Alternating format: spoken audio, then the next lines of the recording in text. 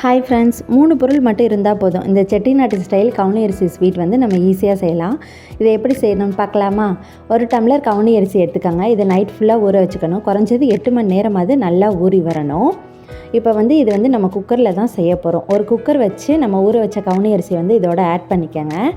இப்போ நான் 1 டம்ளர் கவுனி அரிசி எடுத்திருக்கேன் அப்படின்னா அதில் 3 டம்ளர் அளவு நம்ம தண்ணி ஊற்றிக்கணும். இதோட கொஞ்சோண்டு உப்பும் போட்டு நம்ம ஒரு 5 விசில் விட்டு வேக வைக்கணுங்க. இந்த கவுனி அரிசியில் தசைப்பிடிப்புக்கும் அப்புறம் டயபெட்டிஸ் பேஷண்ட்டுக்கும் ரொம்ப நல்லது. இதில் ஃபைபர் கண்டென்ட்டும் ப்ரோட்டீன் கண்டென்ட்டும் நமக்கு நிறைய இருக்குது. ஸோ வெயிட் லாஸ்க்கு ட்ரை பண்ணுறவங்க கூட இதை ட்ரை பண்ணலாம். கொலஸ்ட்ரால் லெவலை நமக்கு ரொம்ப கண்ட்ரோல் பண்ணும். இதில் நம்ம துருவி வச்ச தேங்காய் ஆட் பண்ணிக்கோங்க. ஒரு அரை டம்ளர் ஒயிட் சுகர் ஆட் பண்ணிக்கோங்க. உங்களுக்கு தேவைன்னா ப்ரௌன் சுகர் கூட ஆட் பண்ணிக்கலாம். ஒயிட் சுகரை ஸ்கிப் பண்ணிக்கோங்க. இந்த மாதிரி ஹெல்த்தியான ரெசிபிக்கள் வர நம்ம சேனலை சப்ஸ்கிரைப் பண்ணுங்கள், லைக் பண்ணுங்கள், ஷேர் பண்ணுங்கள். பாய்.